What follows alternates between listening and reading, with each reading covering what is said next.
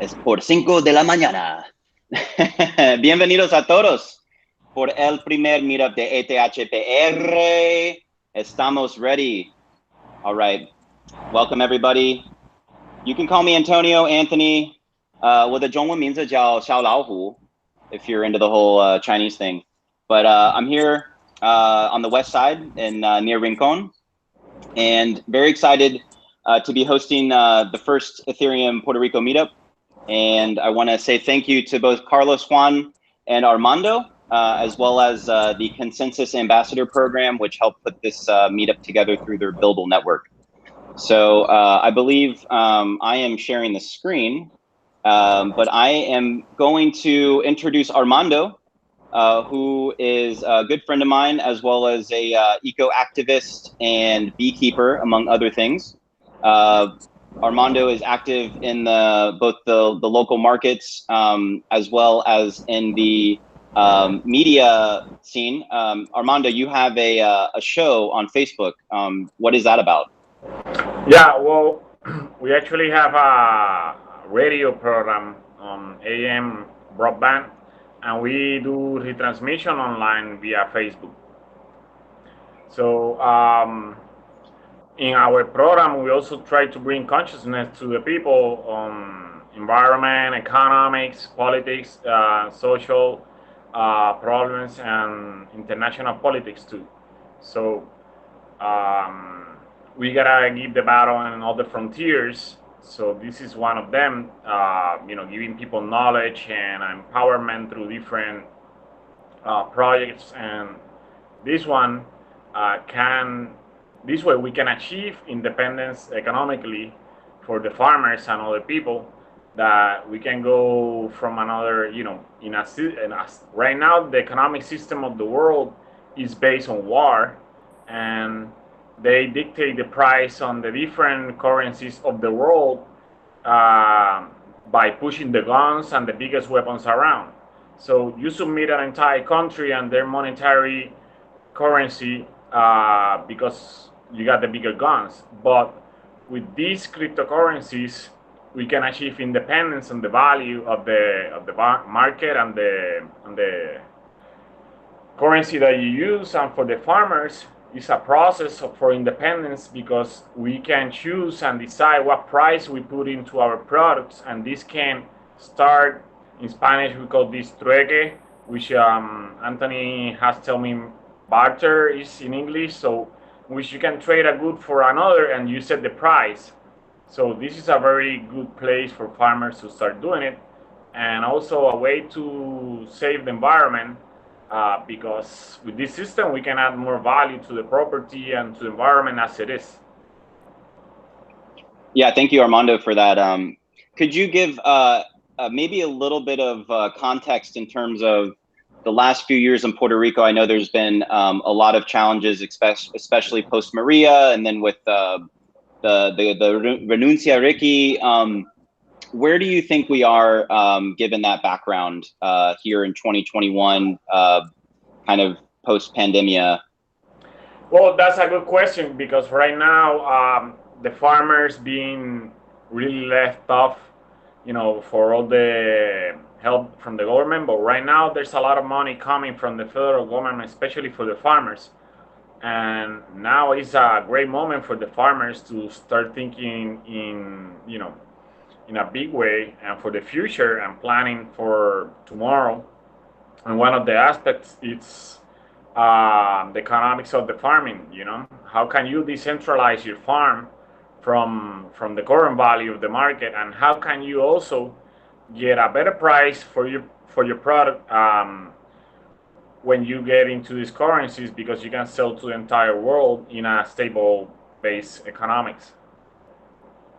And Puerto Rico right now is doing very bad in the agricultural aspects, because everything is being rebuilt again because of after the hurricane plus the earthquakes, and now with the pandemics, the small farming or small farms, they're lacking actually right now a lot of labor force more than anything. So the government somehow are importing people from abroad to do work instead of looking for other ways to get the locals to work.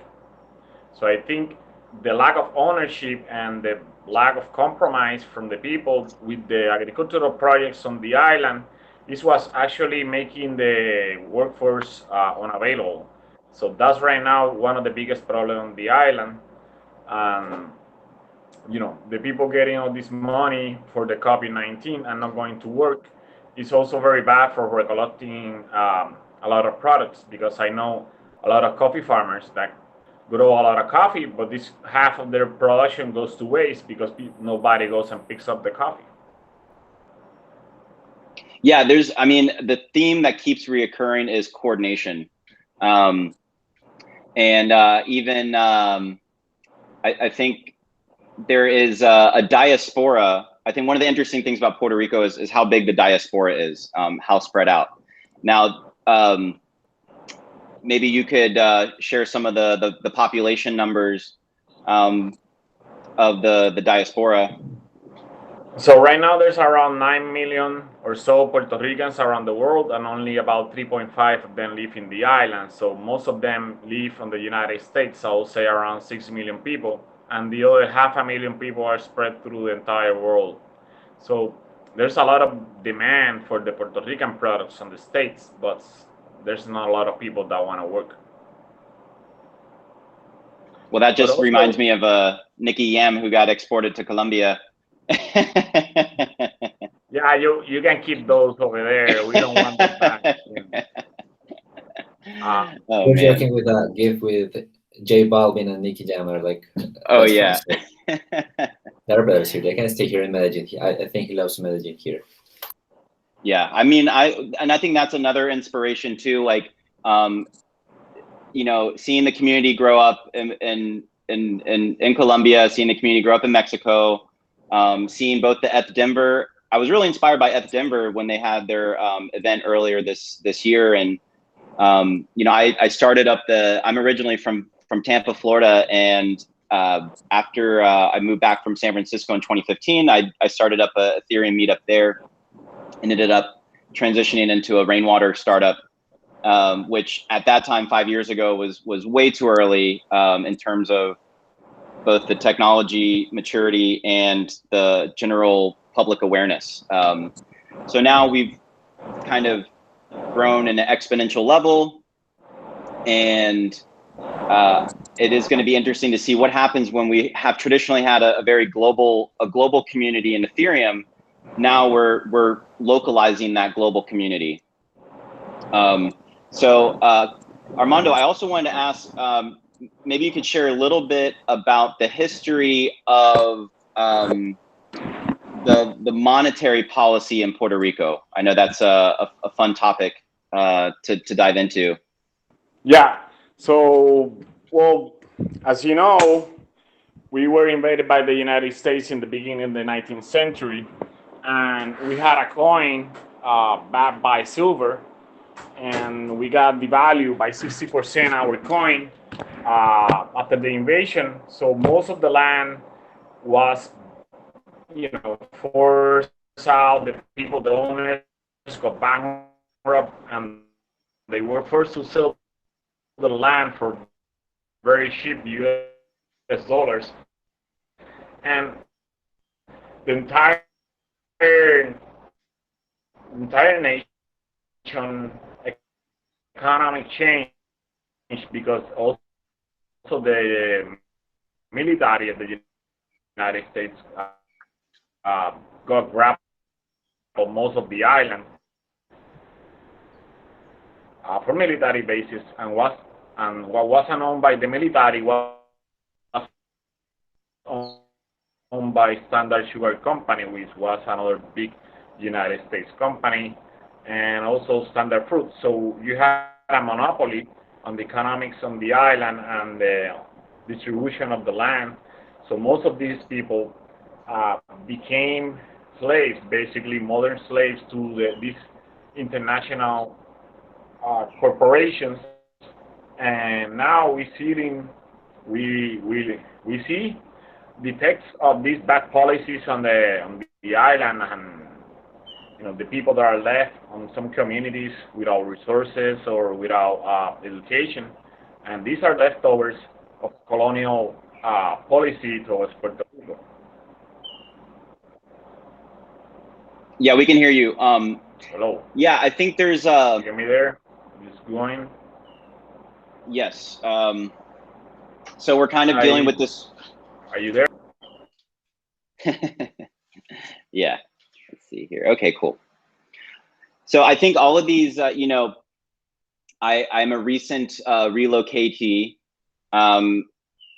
However, this is keys to community is how do we act in relationships. So a personal story that I had was in 2008, while I was finishing up a degree at University of Florida, I got a chance to study it in China, in Chengdu.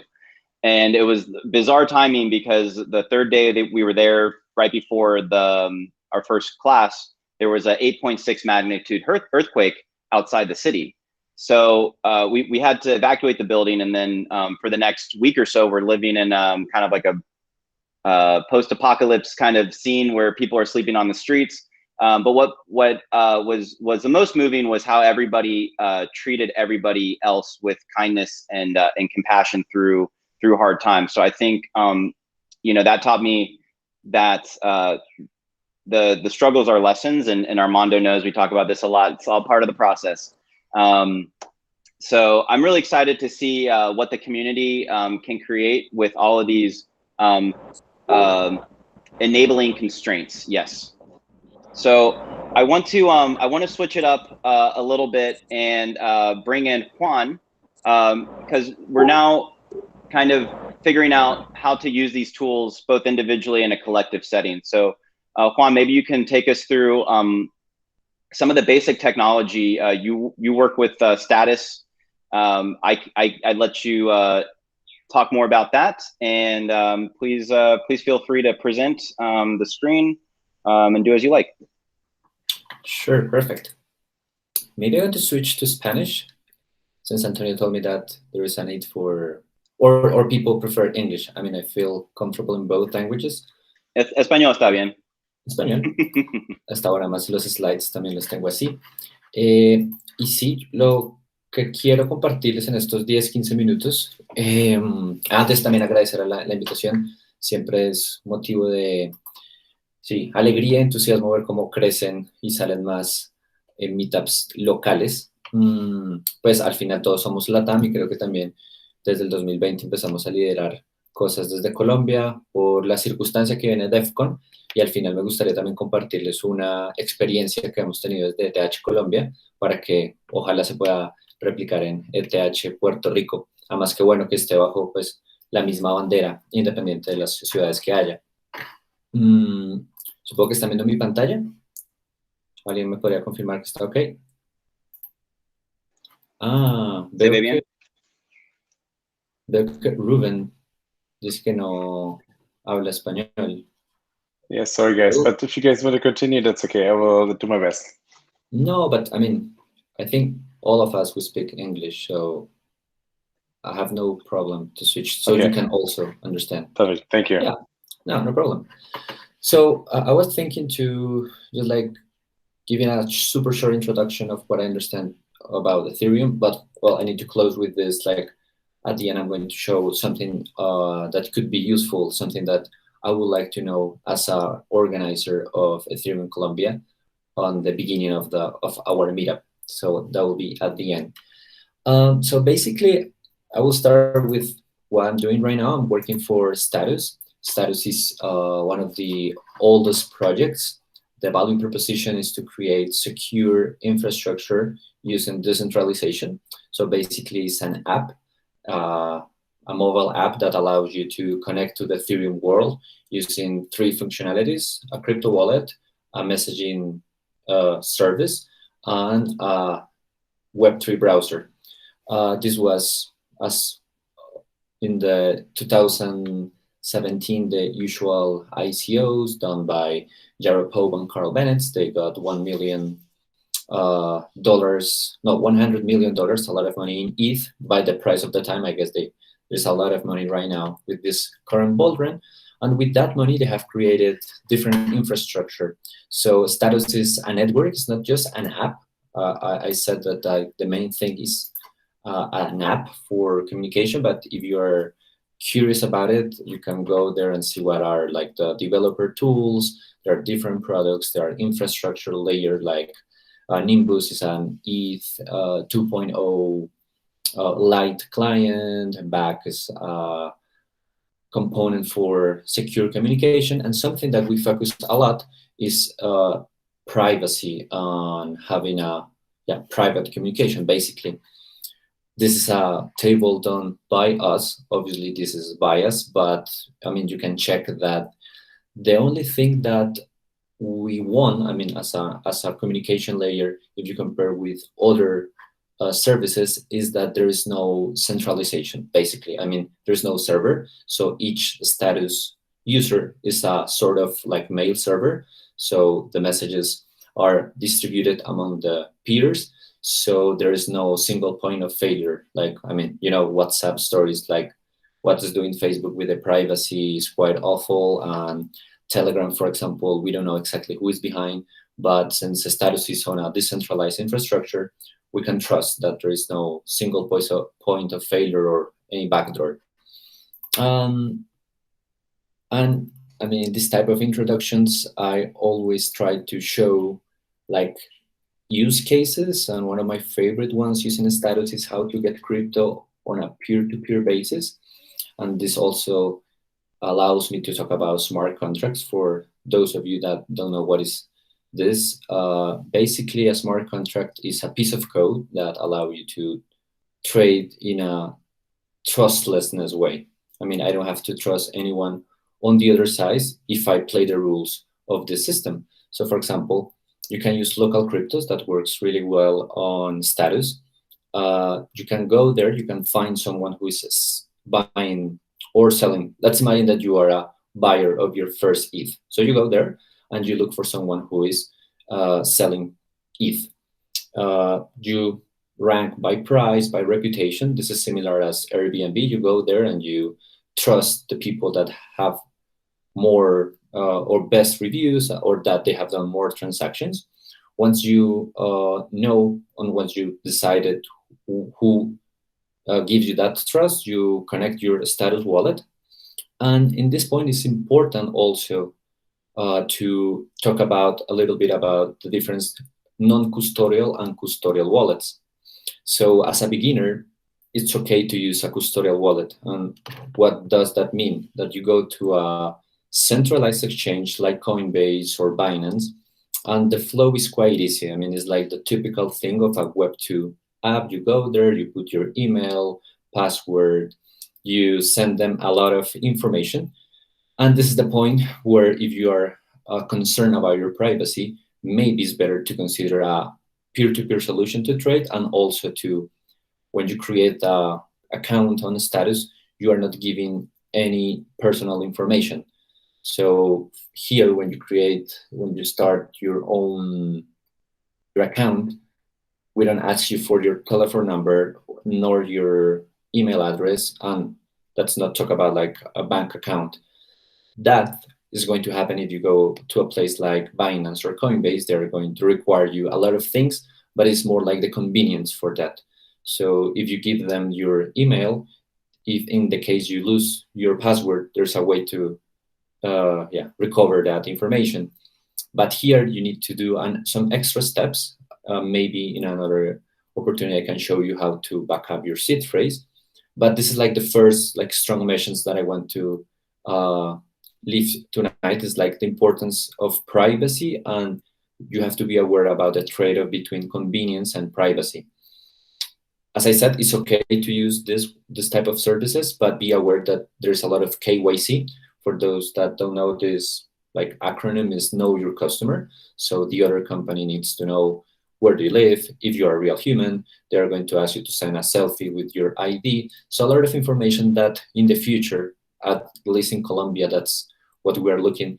The government and the states start to do some partnerships with companies. So they're going to cross data, and maybe they are going to charge taxes, and we have to pay taxes for those gains in crypto. But there's a way to keep yourself anonymous and to preserve your privacy. So as Status is on that mission to give you the right to be anonymous on the web and to share the information that you want, one of the options that I recommend to get your first ETH is using a peer-to-peer solution. So coming back to this idea of what is a smart contract, basically we're going to do a 3-step process. So just like the basic thing is to look for someone that you trust according to the reputation and the amount of transactions, and also the price. If you're okay with the price, you start a conversation with the other person. These are the screenshots that I took with a friend that he wanted to buy me some ETH. And the cool thing about also Ethereum, and I'm going to jump to a presentation also just like to give you a taste or my definition about what I think is the coolest part of Ethereum, is that this is a way to thinking of a way of scaling trust.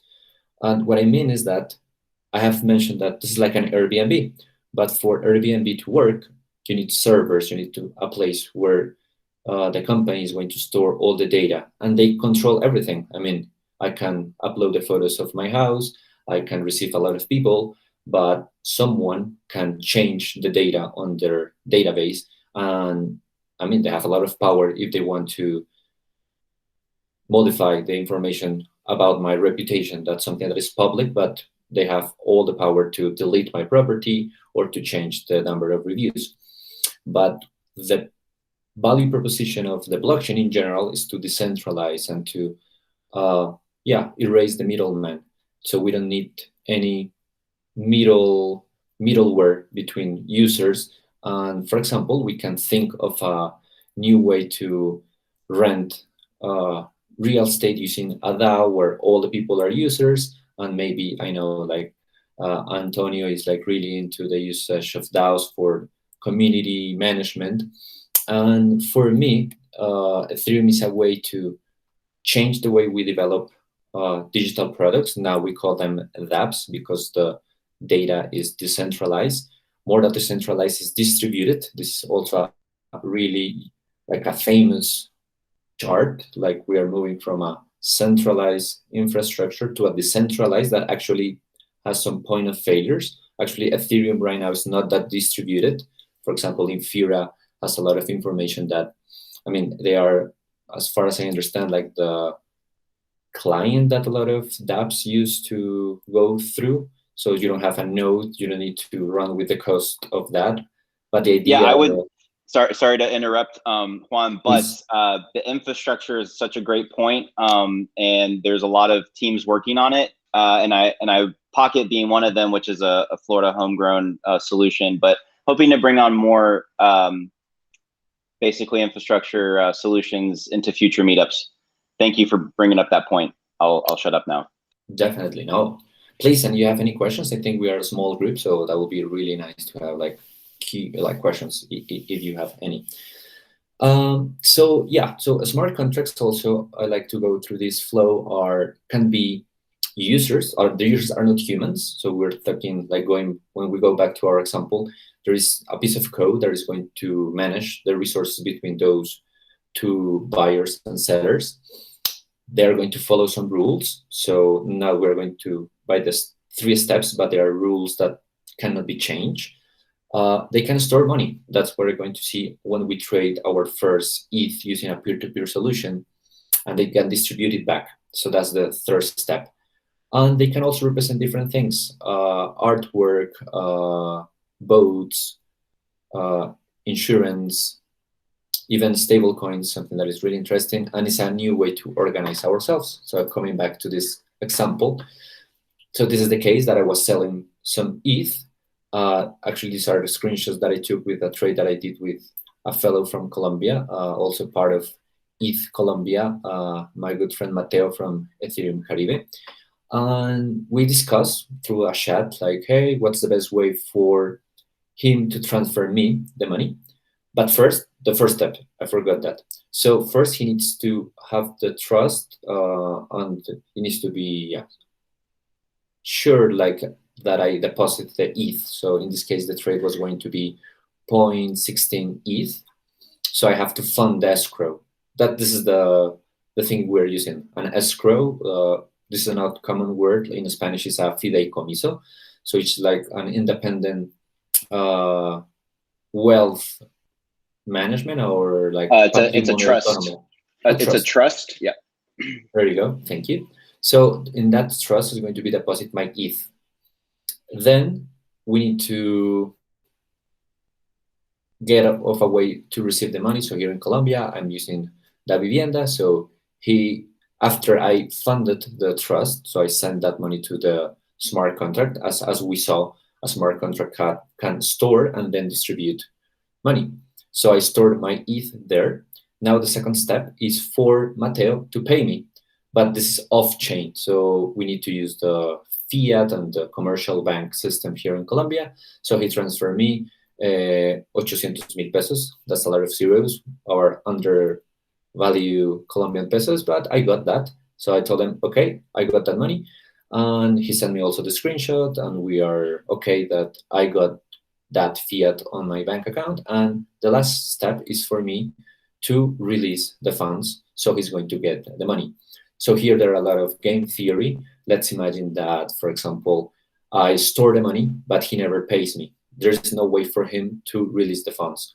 Or the other way, he sent me the money, but I didn't release the escrow, so he can go to local cryptos, and since they control they can open a dispute, but they can, if I don't do that movement, they can trigger that event for them to get back the money. And what's the cool part when we talk about privacy in this case? Local cryptos is not going to require us any KYC. It's just like to connect your status wallet. You can do that. You decide how much information you share. You can use a pseudonym there. And there is not a way for the state to see that transaction. I mean, you just send me some money through the bank, but there's not any relationship with the trade that we did. So this is one of the things that I want to show for people, because sometimes convenience comes with a cost of sacrificing your privacy. Another thing, and the last thing, just like not to stand, is this something that I would like to know when we were first starting Ethereum Bogota, and also I'm glad to see that I saw Josebel, but he was here for a minute. In Colombia, we decided to join forces first, or almost at the same time. We had Ethereum Bogota and Ethereum Caribe, and then it appeared Ethereum Antioquia last year. And this is a really cool website that I encourage you to check. Gitcoin is a place for you to one of the first thing I can highlight about this is a way to earn crypto. Imagine this is a freelance platform, so you can go there and you can find, I think, his products. Yeah, products. You can go here to bounties, and you can explore a bounty. So, for example, a status has some bounties, and you can get some crypto doing your first job. So you go there. If you are a developer, you can solve an issue, and then you get paid in crypto. So this is a really good way to earn some crypto. Also, the hackathons are really cool, just to participate and connect with different companies. But the grants, this is what I want to share with you guys tonight, is like, it will be super cool for you to start ETH Puerto Rico. The community status is one of the most valuable things.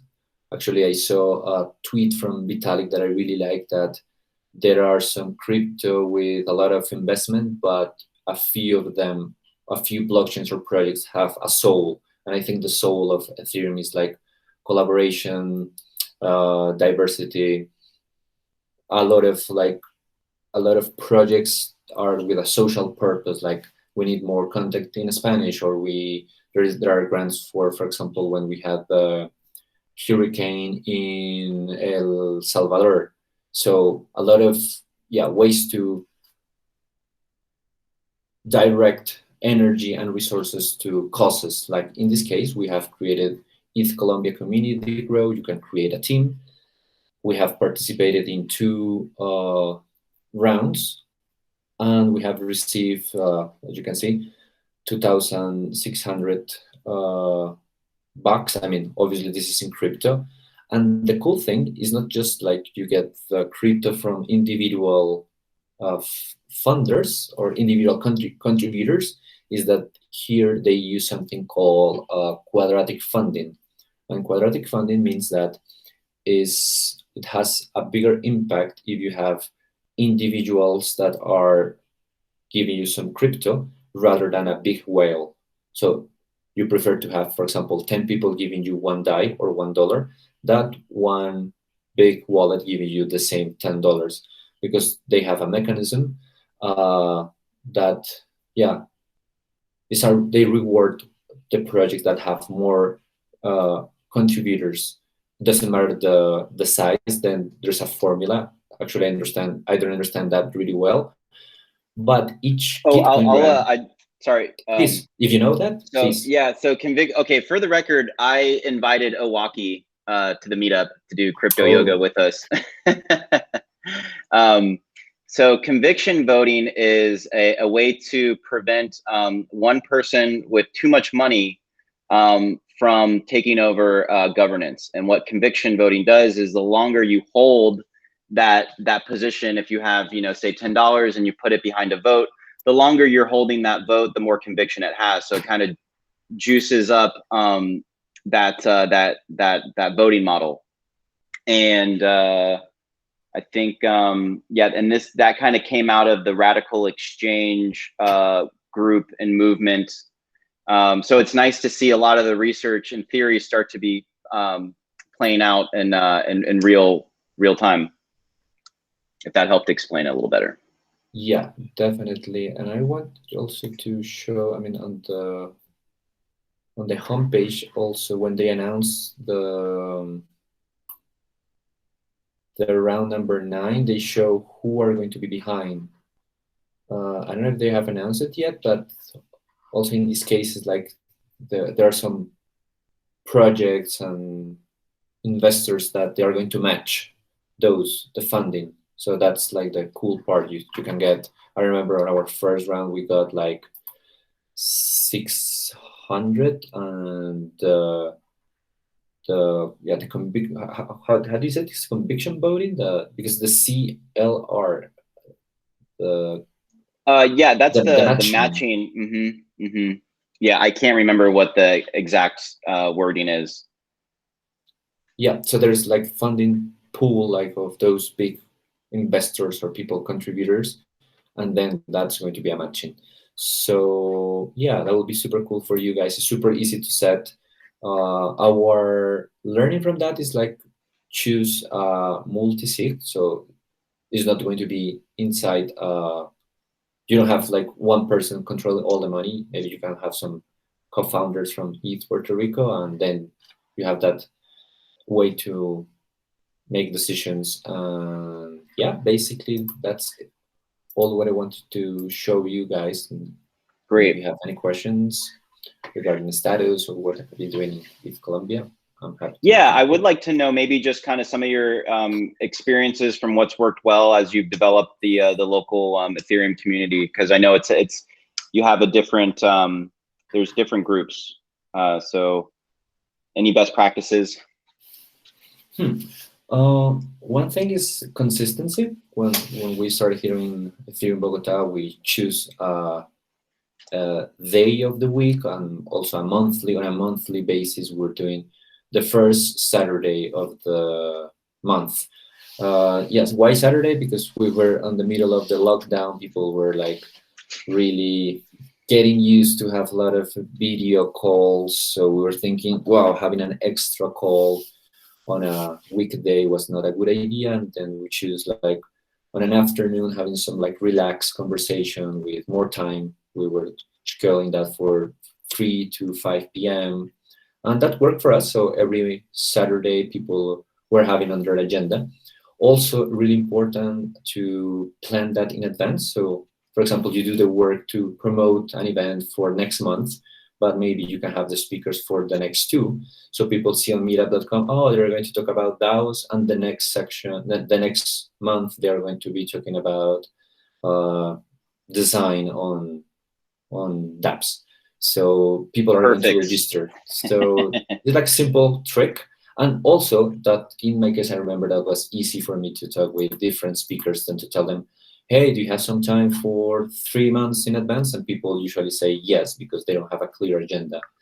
So that worked for me on the consistency. And I really like that you already have a Discord channel.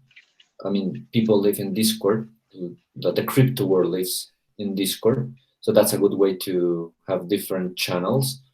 And Telegram is also a useful tool to answer questions and to have like a thread of different topics. It's hard to keep the conversation. I don't have any, we haven't figured out a way to keep the conversation alive, but. Can you also maybe describe the POAP? Oh, yeah, sure. POAP is also a really cool way for people to get a sense of what does it mean, for example, to have an NFT. Well, and let's not talk about like this weird acronym, but it's more like proof of participation or proof of attendance protocol. That's the meaning of a POAP. Actually, we have one for today, right? So yes. You're going to see how you can get this proof of attendance that you were here, and you are going to collect that on your wallet. And this is a way, for having like a souvenir of that you went to this event. And that also, for example, there are uses for a POAP, for example, on the Gitcoin grants, now that we were talking about that.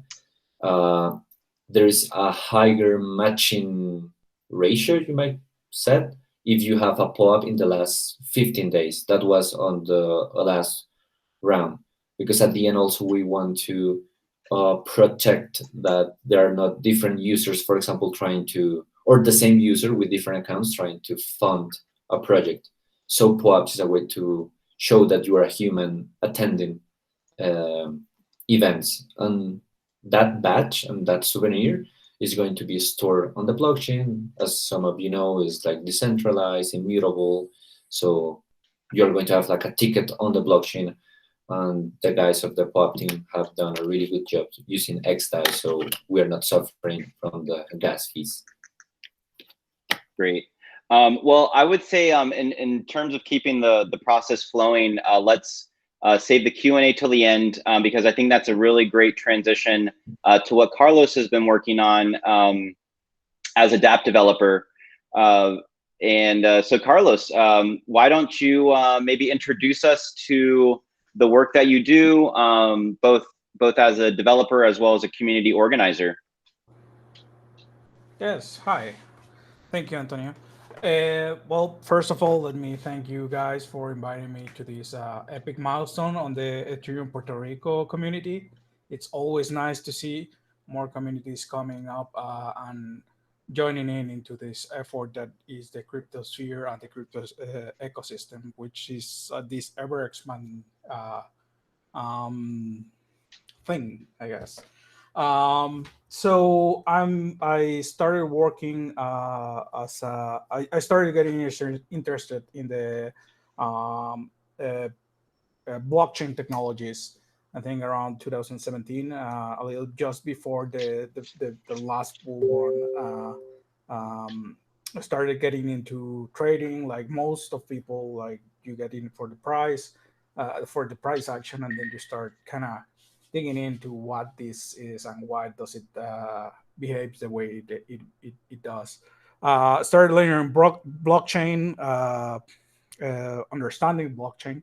I was already a developer. I mainly focus on web applications, servers, internal things, all that stuff. Decided that I believe in the merit that blockchain technologies bring to the table, and decided to just basically switch careers. I mean, it's still developer, it's still whatever, but I decided to focus in this niche.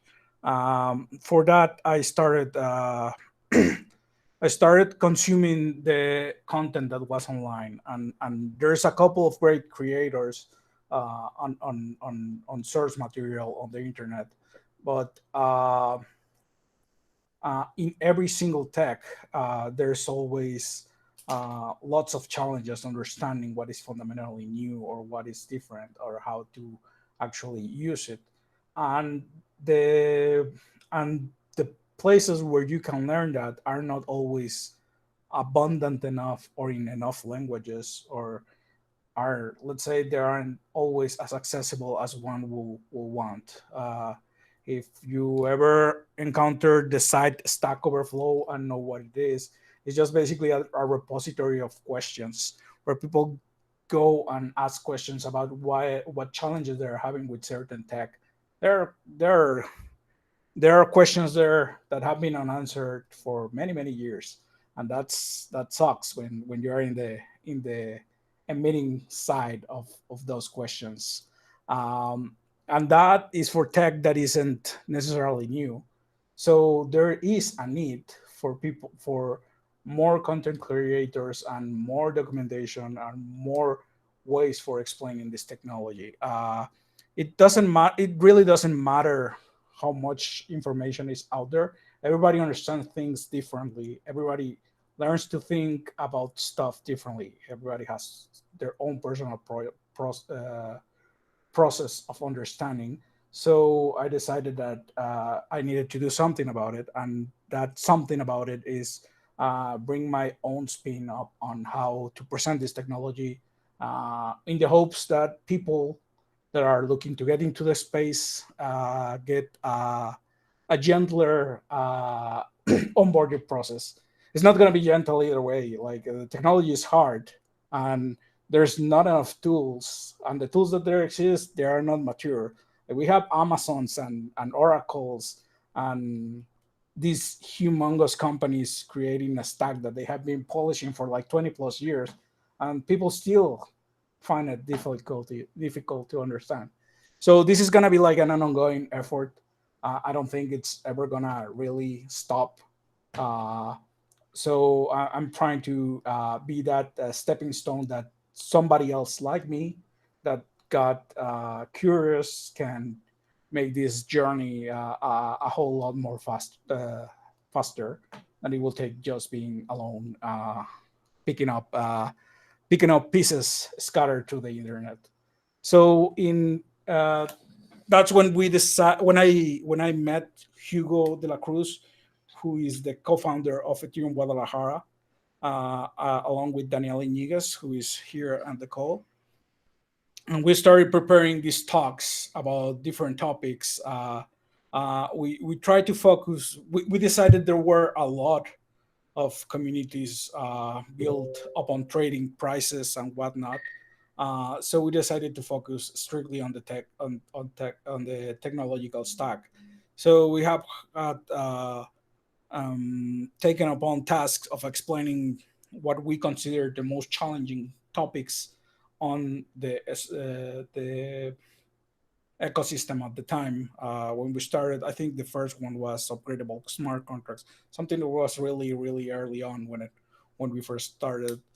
We have taken on to secret rollups. We have taken on to most of the what we consider the most challenging topics in the and this effort is in the spirit that this content will help somebody else not just to join in, but maybe he understands this stuff with a different process, but this lets them understand it faster, and they can produce that piece of content that it's going to help like 10 other people in the long run, or maybe 2 3 years down the line. So we are real excited about what the ecosystem brings, like the options and opportunities like the ecosystem brings to the table. And yeah, as you asked Juan David before, like a lot, there's a lot of hard work that needs to go into a community, and it's we are trying to get to that point where the community starts to create those that content And this can be kind of like that quadratic funding thing where you put like maybe one piece of the puzzle and the rest of the world put the rest of the picture together, and that way you can scale and bring that and actually make an impact on your community. Yeah, how have you found the contrast between being on the developer side where it's deeply technical, and then having to also engage the community in very basic concepts? How do you bridge that gap? Well, the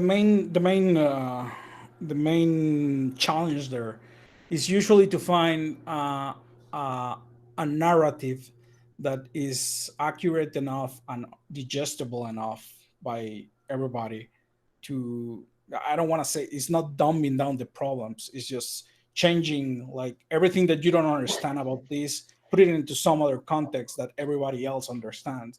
And that takes a lot of energy. Like language, like we usually don't think about it, but language consumes like the most amount of energy for our brain. So uh, producing and consuming language is like the most expensive task our brains can do. So it's even harder when you're trying to explain it. That's why we need these kind of analogies. We try to do mental models and whatnot. It's a challenge. We mainly in Guadalajara we aren't, I guess we aren't having it that bad because we are focusing exclusively on tech, on developers. So most of our audience are already has some level of tech competency, or they're inclined. Like if my mother was on HGDL, this will be a lot more harder to do. Like she doesn't really get computers like we. I got it. I got her sending emails like 5 years ago, and that was about it. So yeah, Maybe you like could describe the empanada in that chapter. sure. Well, I think it was late 2019 or maybe middle of 2019 where Juan David, actually, yeah, or it was 2020. I don't know. Quarantine, the dates are mixing up together. Anyway, we started on Ethereum Bogota.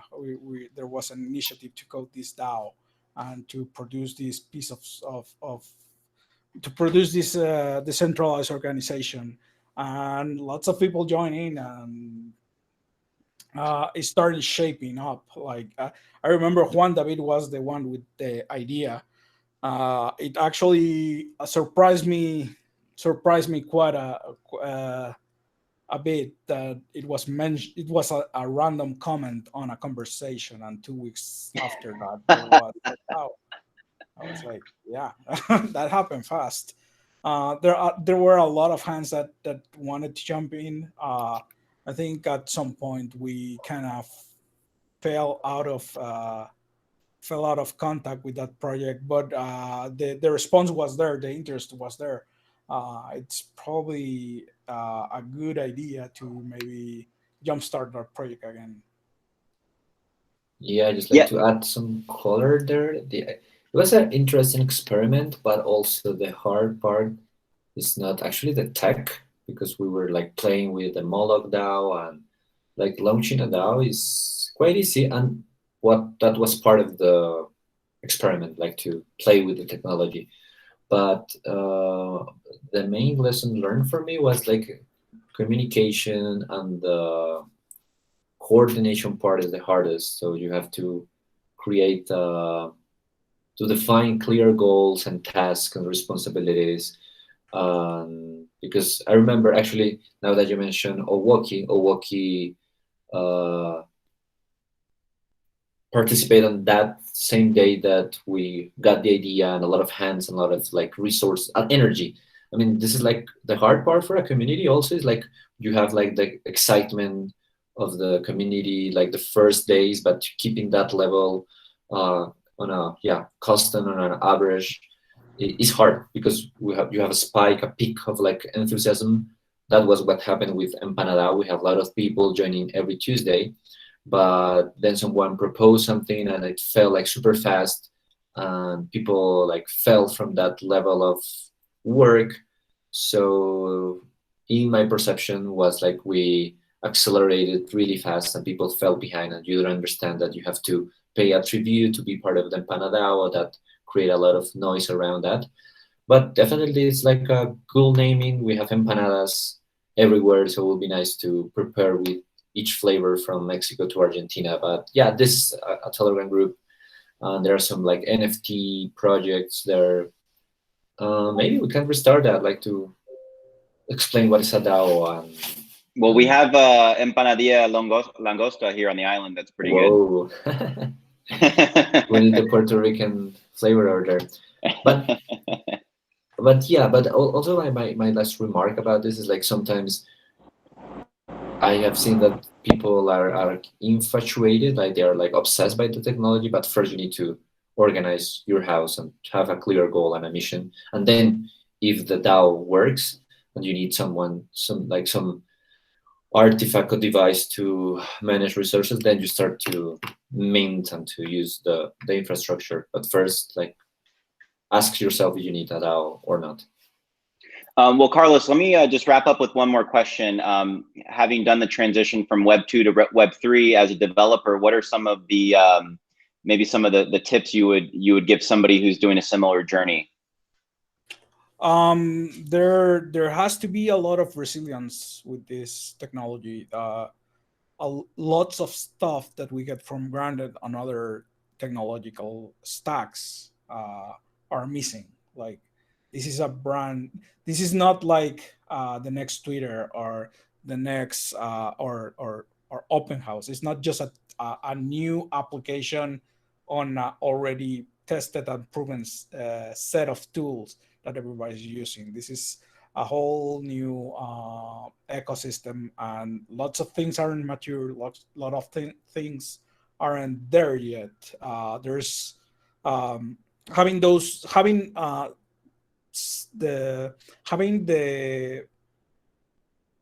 the quantity, the economic incentives that we're seeing in this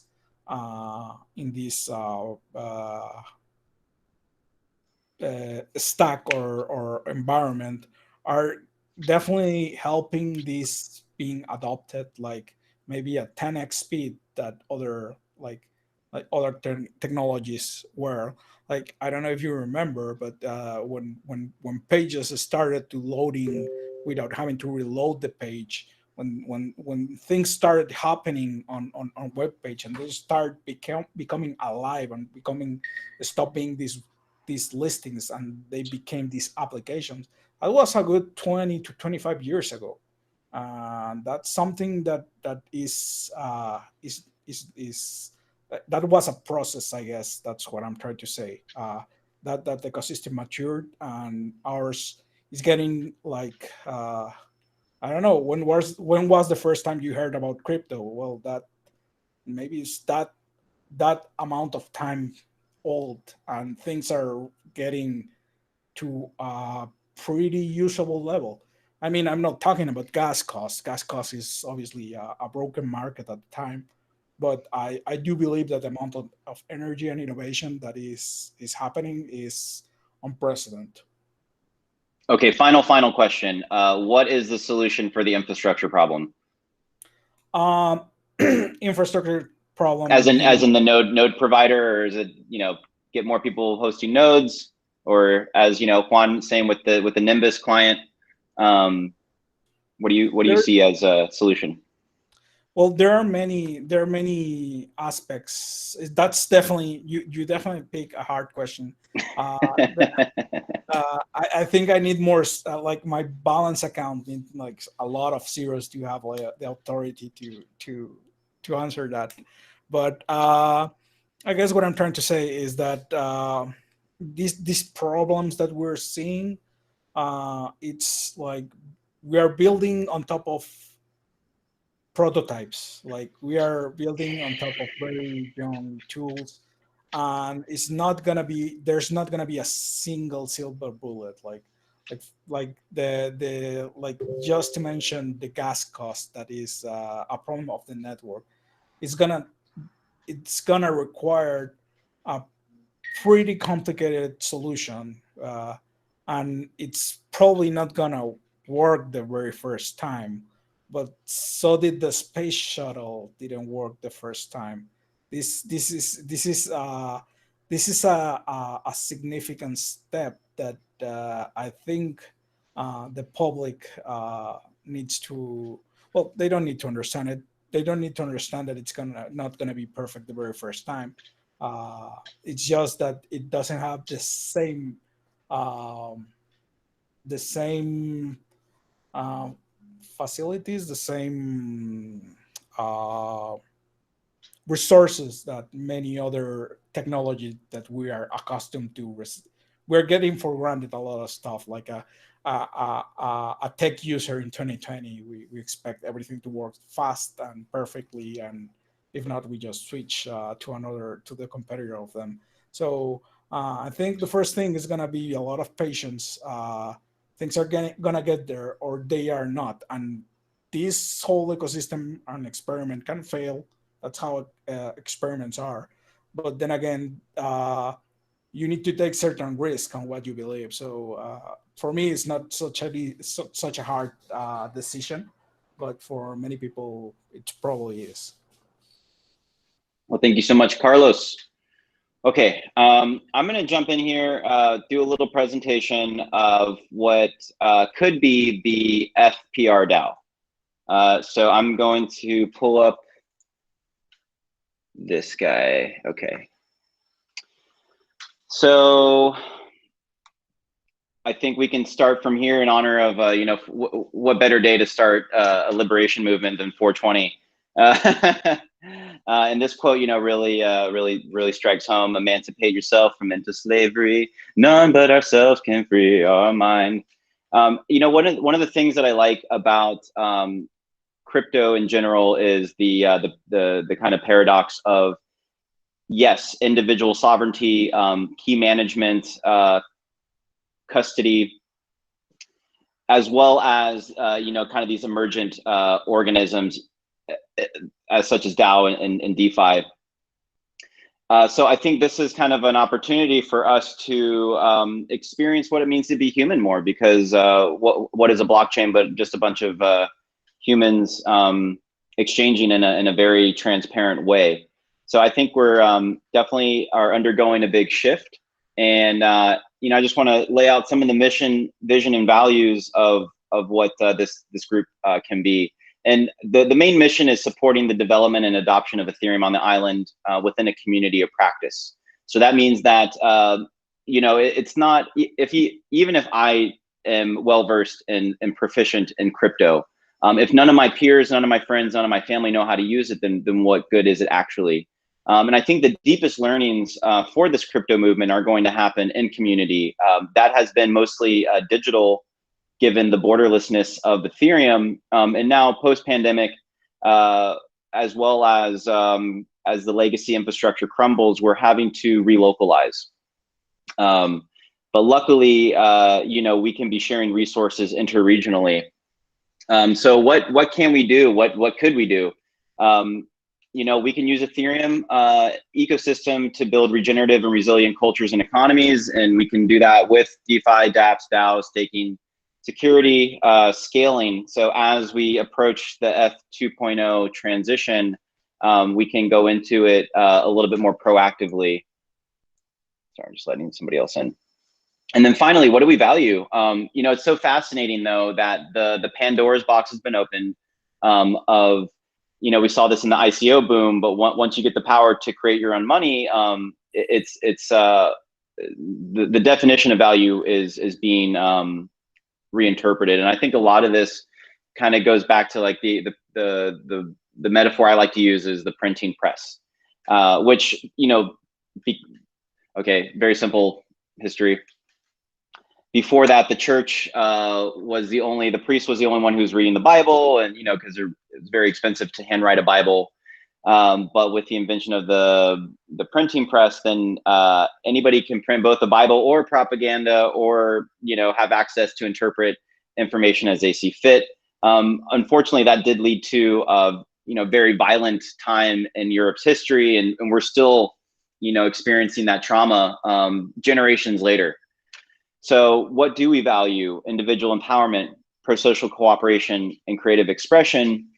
As this persists through time, I think going back to Carlos's comments about experimentation and patience, this is going to take a lot of time, and coming with a beginner's mindset is really important, because even having been in this game for many years, I'm still feel like it's very fresh, but in a good way that keeps it exciting. So who are we? We're from the island, off the island, people coming to the island. Anybody who has a love for Puerto Rico, it's so funny. Before I moved here, I was following the Puerto Rican, like the IG channel, and just really getting excited about exploring the island. And the time that I've been here, I just can't say how grateful I am for the hospitality and the warmness of the people here. And there's a lot of news and a lot of noise, but I think everybody should come and see it for themselves. And having lived in other parts of the world, I can appreciate the vitality of the island. We're also early adopters, power users, people who are actively using the dApps. We're also builders, developers, token engineer, DAO operations, legal hackers, yield farmers, data scientists, meme artists, the list goes on and on. Basically, you bring what your expressive creativity is, and founders, both for, if it's Web3 startups or if it's people who want to be accepting Ethereum or other tokens as forms of payment.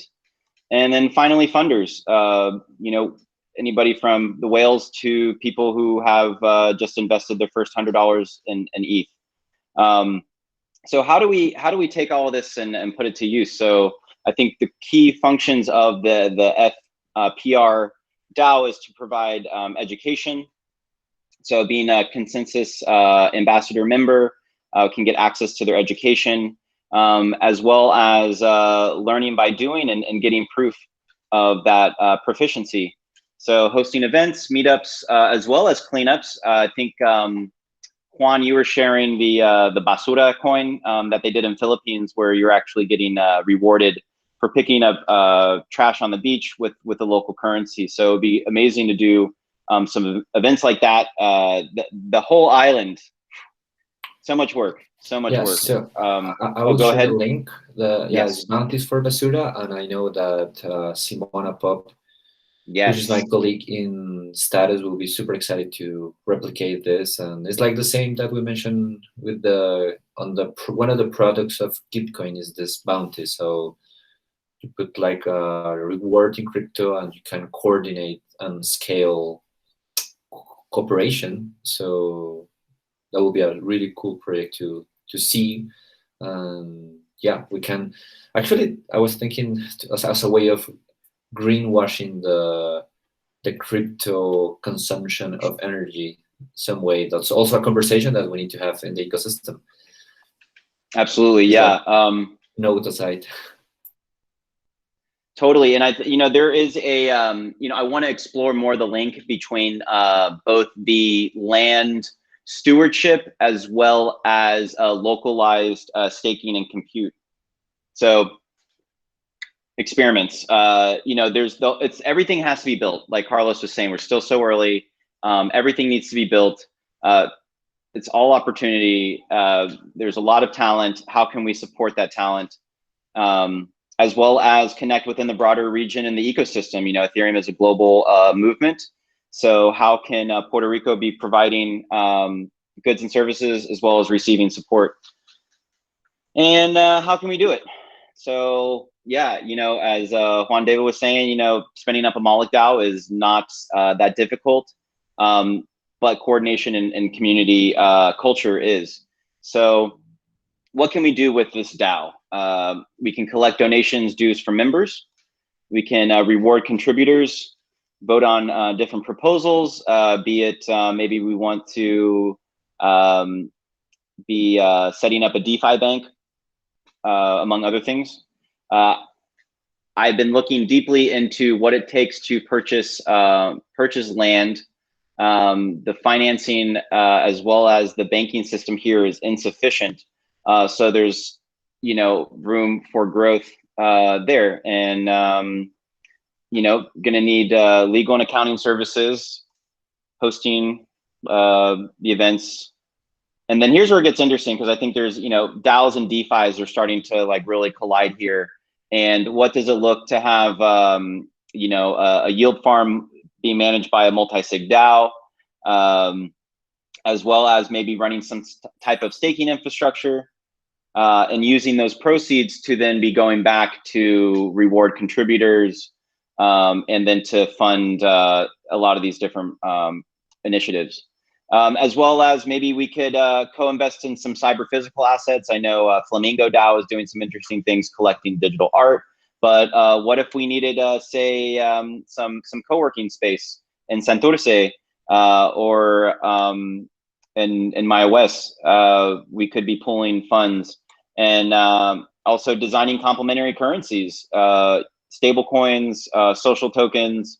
There are a lot of there's a lot of design space. My background, my degree was in economics, with a focus on labor and environmental economics. So that's where my interest lies as a budding token engineer. And finally, badges through proof of attendance protocol and other different fund implementations.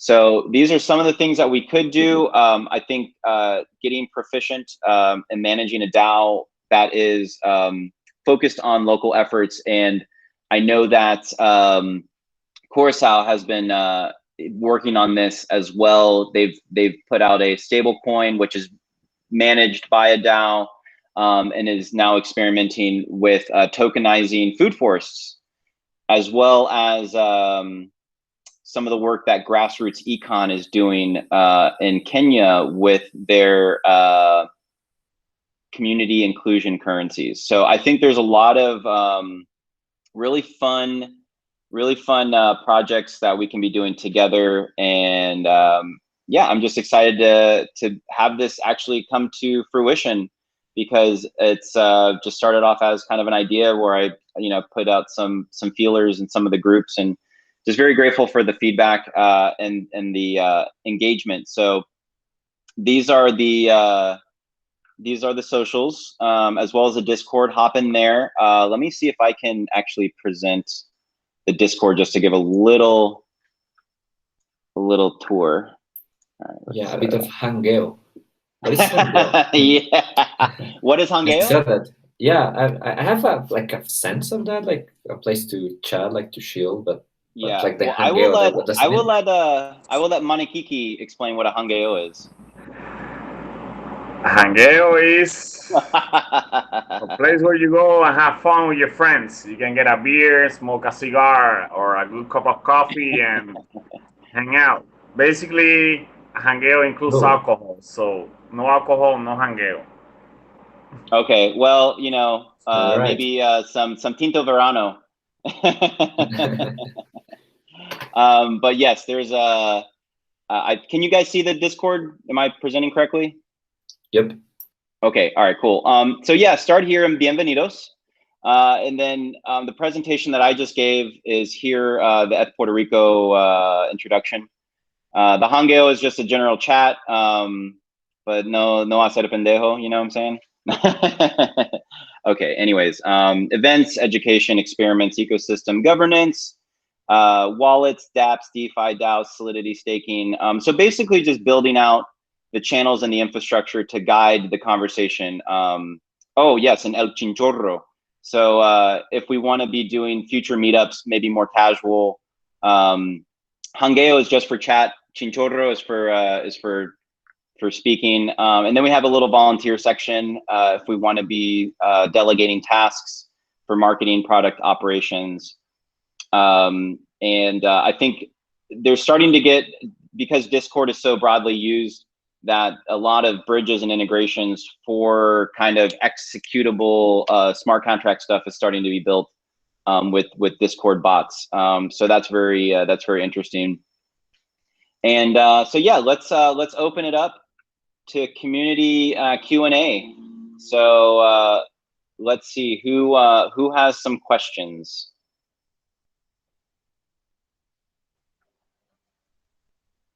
Adam. Not me. I do not. Well, Armando, you know, we kind of skipped over the bee project. Maybe you want to just go over that briefly and the work that you're doing there on the farm. Oh yeah, sure. I am a survey engineering. That's what I studied when I was in college. And then, who's that? Hello. And then also I am a beekeeper. I'm been doing beekeeping for around 11 years now. And we recently purchased a farm like 6 or 8 months ago. So right now I met Anthony like 2 months ago or so. And what really got me is the way that we can implement this into the community and everybody can be part of the whole project. And this way we can add more value to the land, not only on the resources or the food that we create, but the entire ecosystem as a whole. So we actually want to build a sanctuary for the bees and develop the farm around the bees. So if we develop the land and the forest around the bees, the entire ecosystem will be very productive, and we can have a surplus of products, and we can manage the land in a sustainable way, which is what we want. And also with the cryptocurrencies, as Anthony has explained me, in the future we can have carbon sequestration models and algorithms, so we can add value to the different parts of the ecosystem, of the farm, of the environment, and that can actually add more value to the ecosystem than actually destroying the ecosystem. So with the world changing and with the natural disasters and the global warming and the new environmental challenge that we get up ahead in the world, with all these smart algorithms and contracts that are being developed in the Ethereum world and the crypto world, we can actually put the value what it should be, what is in nature. You know, we need to live in nature. We only have one world. We depend upon it. You know, the environment, the ozone layer, the oxygen, everything. So this can also give more power to the farmers, which they can acquire more economical freedom, and they're not attached to the monetary slave system, not only on the central banks of the lands, but actually to the International Monetary Fund that actually has some agenda with the big corporations and not with the local organic sustainable farming. For example, we know that the International Economic Fund supports Monsanto and all these kind of big companies that go around the world, but not small local farmers. So we being in charge of our own currency, we can put the money where we want it to be, and we can support what we want. And this way, we can take the power out of the oil companies and give it to whoever we want, which in my perspective of the world is environment, because we depend upon it. So what we have discussed a long time and very in different situations with Anthony is how can we get the people to be part of the new economy, the new world, which has to be a green economy. Yes, cryptocurrency takes a lot of energy in the process of creating the wallets and the cryptography and the calculations on the computer, but more energy and more materials are wasted on wars to sustain a currency or a money that is no longer respected by the world, but only imposed to the world because of the war. So being free of the system of the oil economic system will actually give us the freedom that we have always wanted, not only the independence of the country, but the actual freedom to do whatever you want with your life. And especially the farmers, we are the spinal cord of the world. Everybody has to eat, so it is very important that the farmers get a real revenue from the hard work, and also to see nature as a provider of wealth, not only economic wealth, but a wealth for your life and for the whole environment. And we can incorporate a lot of economic process on farms that are not being seen right now, that we just look to the side. And right now, all these big corporations are being rich because they, in the process of making these products, they throw these economic waste into the environment. So all this economy is being charged into the environment, and right now they're not being held accountable to that. So this way, I see it the way for us to be freed of this slave monetary system. This is and save the environment in the process. So what I do with the bees, going back to the question, is trying to save the world one bee at a time.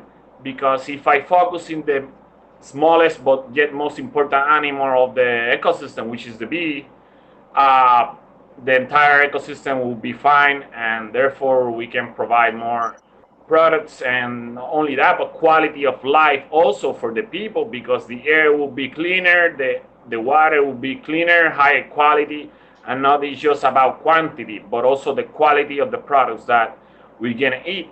That way we also save money, because we are also investing in our health by eating better and healthier.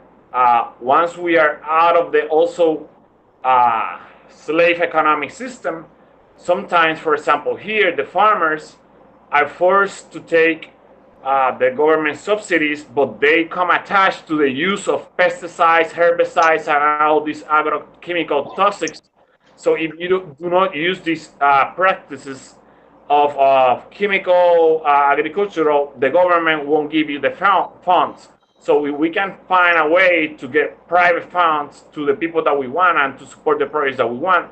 That way we can achieve true independence for all of the farmers and everybody of the world. So this is the stepping stone for the future. 10, 20, 25 years from now, we can give more freedom to all the people of the world. Amen. Well, it's interesting because, the bees are master coordinators and cooperators. So maybe we can learn some lessons from their natural knowledge. Definitely. Yeah, because that's what I mean. We have to out-cooperate and out-coordinate the extractive corporations. Right. So thank you, Armando. Do we have any more questions before Benjamin? Bienvenidos. I think Benny may be diving. Benny may be underwater. Benny's a good friend of mine. He's been on the regeneration path for many years. He is currently in Quintana Roo, Mexico. Awesome. Hopefully enjoying some tacos. But while we're here, Adam, I would love to hear a little bit more about your perspective, and maybe a little bit of your background or experience with Ethereum. Cool. Yeah. I'll do this for just a few minutes, and then I'm going to head to bed. I'm kind of an early riser, early to bed kind of person, as you can tell by my blue blocker. Cool. So I'm from New York. I've been working in venture capital and startups for a decade. Used to lead business development and investor relations for AngelList, and was a VC for a little bit. About 2 years ago, co-founded a staking as a service company with a friend of mine. And that didn't really go anywhere in the depths of the crypto winter. We had received some term sheets, had them pulled, blah, blah, blah. We're kind of specializing on masternode coins, Qdom, and some others. Actually, I'm less active in Ethereum as I am on some other chains, but other smart contract and DApp platforms, not so much Bitcoin. And anyway, that company evolved into like one of the more active DeFi players in the world now, yield farming, liquidity providing, et cetera, et cetera. And it's, although I'm no longer actively involved, my contemporaries are off raising a fund right now and are super active on the Ethereum platform. The project that I'm currently incubating isn't on Ethereum. I'm sorry, it's actually going to be on Polkadot. But it does have an environmental and social justice theme to it. So I guess I'll just quickly share that. And it does involve some of those other, my former colleagues as well. So the idea here is to create a stable coin where the collateral is real world impact assets. So the projected cash flows from like solar arrays, EV charging stations, carbon credits, microfinance loans. So very, very interested in collaborating with people who have an interest in environmental and social justice and using the blockchain to do so. Unfortunately, that one project will be launched on Polkadot. We've already been invited to be one of the 100 launch parachains. And by no means am I a chain maximalist. Okay, cool. I think this is we're living in a multi-chain universe, and I think that's part of the next evolution in the change is the interoperability and the bridges and all that jazz. Cool. Also, yeah. I'm personally active in the Cosmos ecosystem as well. Great. So, you know, it is an evolving landscape, and you kind of just have to work with the tech stack that fits what your project is. Yeah, that's right. I couldn't agree more. And our participation on Polkadot, or actually Substrate, is by no means a commentary on what I or the team thinks about Ethereum or any of the other platforms. So I'm just really happy to be here to meet you folks. I arrived in Puerto Rico about 6 weeks ago. So I'm still developing my own budding social network and professional network. And it feels really great to be here with everybody. Great, thank you. Juan. No, I was just like, ¿Cómo sientes? Muy bien. It was like really good to share with you guys. I don't know if you guys have any questions about the status, but super excited to collaborate. Also that we have ETH Latam, as we mentioned with Carlos, part of this like excitement started last year with DEF CON. So for those of you that don't know, it's like this huge event. There was a positive surprise for Colombia to be the host for that meeting. They announced that last year. Obviously, coronavirus and everything changed all the date, and they decided to skip. So 2020, there was no DEF CON. The last one was in Osaka, DEF CON 5. So we're heading to the number 6. We hope that we can have that this year in Bogota. It was supposed to be in August, like the second week of August, but vaccination in general in the world by that time, and in particular in Colombia, was not good. We're getting some progress. I mean, I guess like the EF and the organizers are waiting for having a more certainty, and the next time if they do an announcement is because they feel sure and safe for all the attendees to come to Bogota. So I guess like the last shot will be December, which is a great time also to be here in Colombia, because I mean, we're a tropical country, but in particular Bogota has a better weather by that month. So happy to be your host, and we are getting ready and growing the community and thinking about how to have fun. I guess this is going to be like the biggest event like after a while, so people are excited to come. Well, hopefully we can get a DAO together and get a sailboat and sail down there. But yeah, thank you again, Juan David, for your help and support, and really, you know, hoping for the best, planning for the worst. And you know, it's interesting, Adam, you mentioned the last crypto winter. It is a cycle. You know, we are it's DeFi summer part 2, but what goes up will come down, and as long as we focus on the fundamentals as opposed to the pumpamentals, I think we'll all make it safely to the other side.